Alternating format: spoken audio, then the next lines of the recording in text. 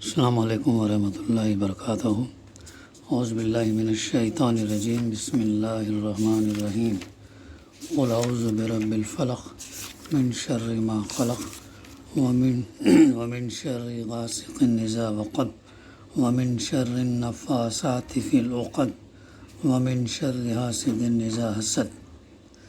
کہو میں پناہ مانگتا ہوں صبح کے رب کی ہر اس چیز کے شر سے جو اس نے پیدا کی ہے، اور رات کی تاریکی کے شر سے جب کہ وہ چھا جائے، اور گروہوں میں پھونکنے والوں یا والیوں کے شر سے، اور حاسد کے شر سے جب کہ وہ حسد کرے۔ معزز سامعین، سورہ فلق کی تلاوت اور ترجمانی ابھی ہم نے سماعت فرمائی۔ جیسا کہ گزشتہ ہمارے مطالعے میں بات آئی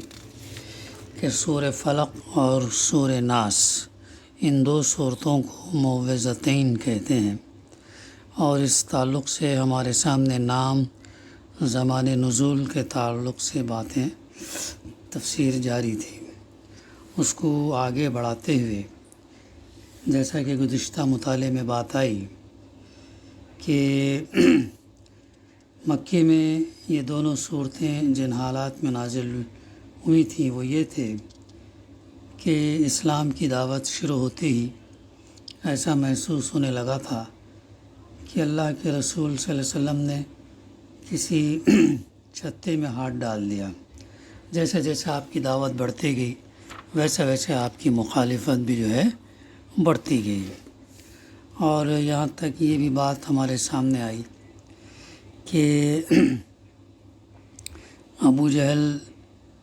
جس بنا پر اللہ کے رسول صلی اللہ علیہ وسلم کی مخالفت میں حد سے بڑھتا چلا جاتا تھا، اس سے پوچھا گیا تو اس نے یہ جواب دیا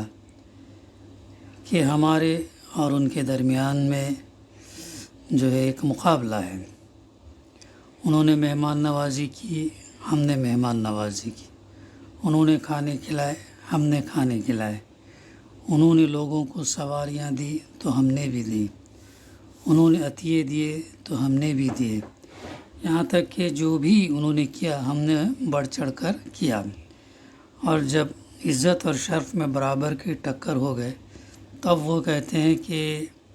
ہم میں ایک نبی ہے جس پر آسمان سے وحی اترتی ہے،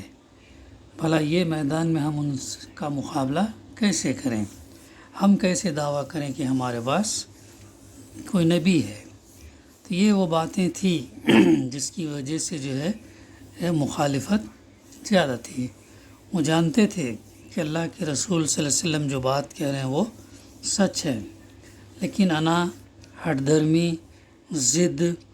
اور ان باتوں کے اوپر وہ جو ہے اڑے رہتے تھے۔ تو ان حالات میں اللہ کے رسول صلی اللہ علیہ وسلم سے فرمایا گیا کہ ان لوگوں سے کہہ دو کہ میں پناہ مانگتا ہوں طلوع صبح کے رب سے، مخلوقات کے شر سے، رات کے اندھیرے اور جادوگروں اور جادوگرنیوں کے شر سے، اور حاسدوں کے شر سے، اور ان سے کہہ دو میں پناہ مانگتا ہوں انسانوں کے رب، انسانوں کے بادشاہ اور انسانوں کے معبود کی ہر اس وسوسے انداز کے شر سے جو بار بار پلٹ پلٹ کر آتا ہے اور لوگوں کے دلوں میں وسوسے ڈالتا ہے، خواہ وہ شیاطین جن میں سے ہو یا شیاطین انسان میں سے۔ یہ اسی طرح کی بات ہے جیسے حضرت موسیٰ علیہ السلام نے اس وقت فرمائی تھی جب فرعون نے بھرے دربار میں ان کے قتل کا ارادہ ظاہر کیا تھا کہ انی عصت بربی و ربکم من کل متکبر لا یؤمن بیوم الحساب، میں نے اپنے اور تمہارے رب کی پناہ لے لی ہے ہر اس متکبر کے مقابلے میں جو روز حساب پر ایمان نہیں رکھتا۔ سورہ مومن آیت نمبر 27۔ وَإِنِّي عُذْتُ بِرَبِّي وَرَبِّكُمْ أَن تَرْجُمُونِ، اور میں نے اپنے اور تمہارے رب کی پناہ لے لی ہے اس بات سے کہ تم مجھ پر حملہ ور ہو۔ سورہ دخان آیت نمبر 20۔ گزشتہ اس صورت کا مطالعہ ہم نے کیا ہے۔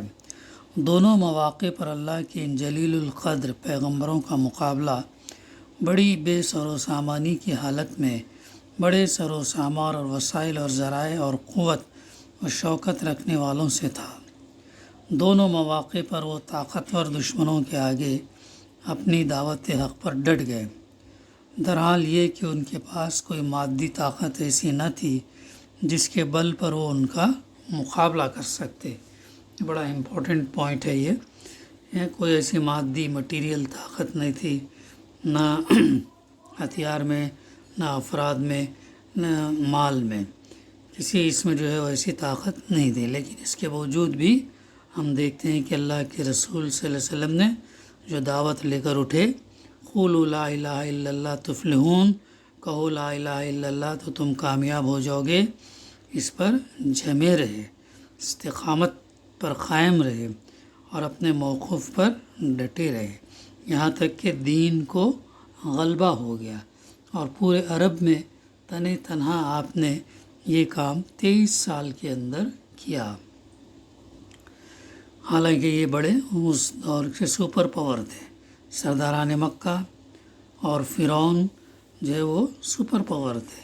ان سپر پاور کے سامنے جو ہے اپنی بات کو پیش کیا، اور دونوں مواقع پر انہوں نے دشمنوں کی دھمکیوں اور خطرناک تدبیروں اور چالوں کو یہ کہہ کر نظر انداز کر دیا کہ تمہارے مقابلے میں ہم نے رب کائنات کی پناہ لے لی ہے۔ ظاہر ہے کہ یہ اولو العزمی اور ثابت قدمی وہی شخص دکھا سکتا ہے جس کو یہ یقین ہو کہ اس رب کی طاقت سب سے بڑی طاقت ہے، اس کے مقابلے میں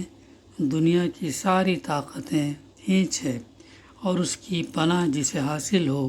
اس کا کوئی کچھ بگاڑ نہیں سکتا۔ وہی یہ کہہ سکتا کہ میں کلمہ حق کے اعلان سے ہرگز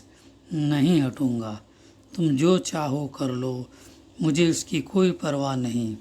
کیونکہ میں تمہارے اور اپنے اور ساری کائنات کے رب کی پناہ لے چکا ہوں۔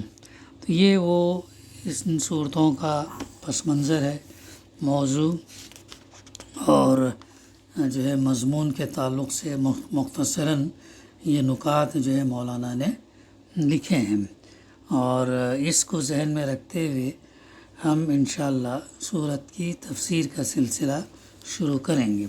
اس کے علاوہ مولانا نے تفہیم میں بڑی اہم گفتگو بڑی طویل کی ہے، معوذتین کی قرآنیت کے تعلق سے، پھر اللہ کے رسول صلی اللہ علیہ وسلم پر جادو کا اثر ہونا، اس کے تعلق سے جو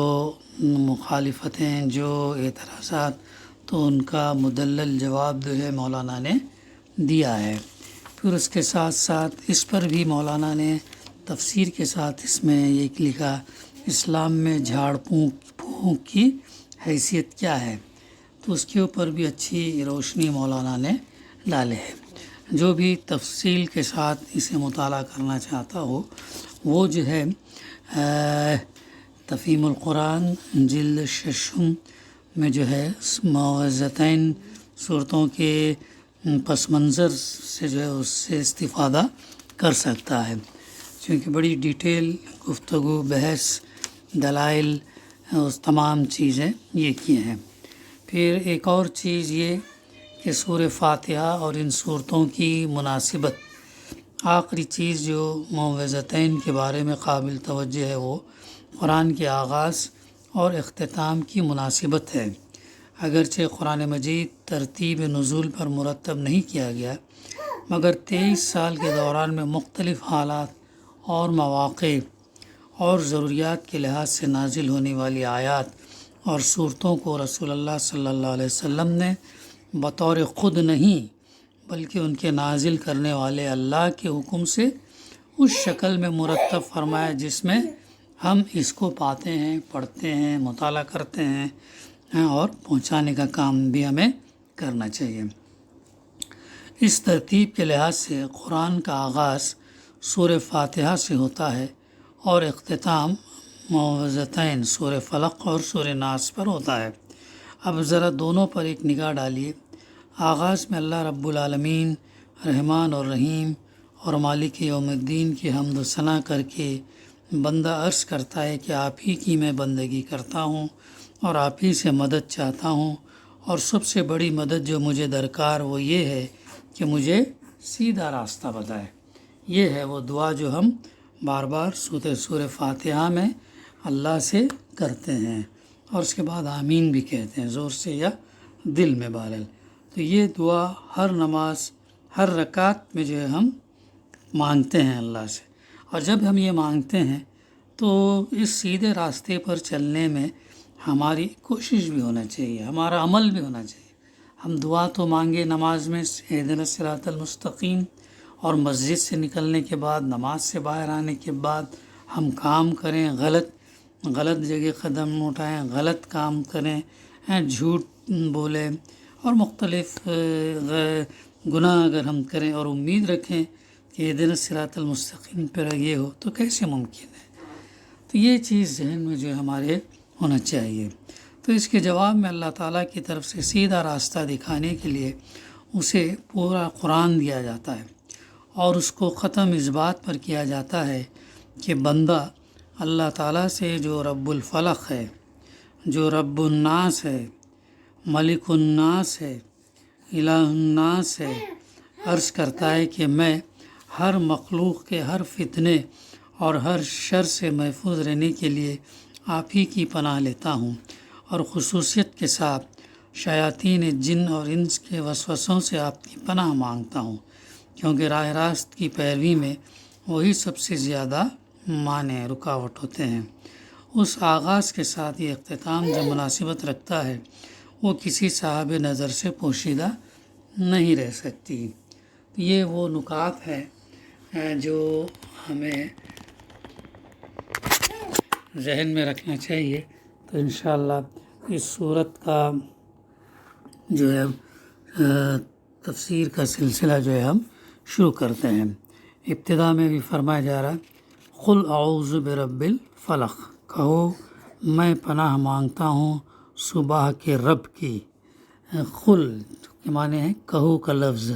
اس پیغام کا ایک حصہ ہے جو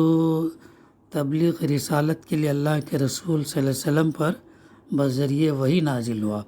اس لیے اگرچہ اس ارشاد کے اولین مخاطب اللہ کے رسول صلی اللہ علیہ وسلم ہیں، مگر آپ کے بعد ہر مومن اس کا مخاطب ہے جو اسے پڑھے۔ یہ ہے اس کی بات، میں پناہ مانگتا ہوں۔ پناہ مانگنے کے فعل میں، ایکٹ میں لازماً 3 اجزاء شامل ہوتے ہیں۔ ایک بجائے خود پناہ مانگنا، دوسرے پناہ مانگنے والا، تیسرا وہ جس کی پناہ مانگی جائے۔ پناہ مانگنے سے مراد کسی چیز سے خوف، ڈر محسوس کر کے اپنے آپ کو اس سے بچانے کے لیے کسی دوسرے کی حفاظت میں جانا، یہ ہے پناہ مانگنا۔ اس کی آڑ لینا یا اس سے لپٹ جانا یا اس کے سائے میں چلا جانا ہے، یہ ان معنوں میں بات آتی ہے۔ پناہ مانگنے والا بہرحال وہی شخص ہوتا ہے جو محسوس کرتا ہے کہ جس چیز سے وہ ڈر رہا ہے اس کا مقابلہ وہ خود نہیں کر سکے گا، بلکہ وہ اس کا حاجت مند ہے کہ اس سے بچنے کے لیے دوسرے کی پناہ لے۔ مثال کے طور پر انسان ڈرتا ہے، بہت ساری چیزیں ڈرتا ہے اور اللہ کی پناہ میں آ جاتا ہے۔ پھر جس کی پناہ مانگی جاتی ہے وہ لازماً کوئی ایسا ہی شخص یا وجود ہوتا ہے جس کے متعلق پناہ لینے والا یہ سمجھتا ہے کہ اس خوفناک چیز سے وہی اس کو بچا سکتا ہے۔ اب پناہ کی ایک قسم تو وہ ہے جو قوانین طبعی کے مطابق عالم اسباب کے اندر کسی محسوس مادی چیز یا شخص یا طاقت سے حاصل کی جاتی ہے۔ مثلاً دشمن کے حملے سے بچنے کے لیے کسی قلعے میں پناہ لینا، یا گولیوں کی بوچھاڑ سے بچنے کے لیے خندق یا کسی آبسٹیکل یا کسی دیوار کی آڑ لینا، یا کسی طاقتور ظالم سے بچنے کے لیے کسی انسان یا قوم یا حکومت کے پاس پناہ لینا، دھوپ سے بچنے کے لیے کسی درخت یا عمارت کے سائے میں پناہ لینا۔ بخلاف اس کے دوسری قسم وہ ہے جس میں ہر طرح کے خطرات اور ہر طرح کی مادی، اخلاقی، روحانی اور مضرتوں اور نقصان رسا چیزوں سے کسی خوف الفطری ہستی کی پناہ اس عقیدے کی بنا پر مانگی جاتی کہ وہ ہستی عالم اسباب پر حکمراں ہے اور بالا تر ہے، اور ادراک طریقے سے وہ شخص کی ضرور حفاظت کر سکتی جو اس کی پناہ ڈھونڈ رہا ہے۔ پناہ کی یہ دوسری قسم ہی نہ صرف سورہ فلق اور سورہ ناس میں مراد ہے، بلکہ قرآن اور حدیث میں جہاں بھی اللہ تعالیٰ کی پناہ مانگنے کا ذکر کیا گیا ہے، اس سے مراد یہی خاص قسم کی پناہ ہے۔ اور عقید توحید کا لازمہ یہ ہے کہ اس نوعیت کا تعوذ یا استعاذہ پناہ مانگنا اللہ کے سوا کسی اور سے نہ کیا جائے۔ پناہ جو ہے اللہ کے سوا کسی اور سے نہ کیا جائے۔ مشرکین اس نوعیت کا تحفظ اللہ کے سوا دوسری ہستیوں مثلاً جنوں یا دیویوں یا دیوتاؤں سے مانگتے تھے اور آج بھی مانگتے ہیں۔ مادہ پرست لوگ اس کے لیے بھی مادی ذرائع وسائل ہی کی طرف، مٹیریلسٹک چیزوں ہی کی طرف رجوع کرتے ہیں، کیونکہ وہ کسی فوق الفطری طاقت کے قائل نہیں ہے۔ مگر مومن ایسی تمام آفات کے مقابلے میں جن کو دفع کرنے پر وہ خود اپنے آپ کو قادر نہیں سمجھتا، صرف اللہ کی طرف رجوع کرتا اور اسی کی پناہ مانگتا ہے۔ وقع انشاءاللہ آئندہ سلسلہ جاری رہے گا۔ دعا ہے کہ اللہ سبحانہ وتعالی ہمیں کہنے سننے سے زیادہ عمل کرنے کی توفیق عطا فرمائے۔ ربنا تقبل منا انک انت السمیع العلیم وتب علینا انک انت التواب الرحیم۔ صلی اللہ تعالی علی محمد وعلی آلہ وصحبہ اجمعین والحمد للہ رب العالمین۔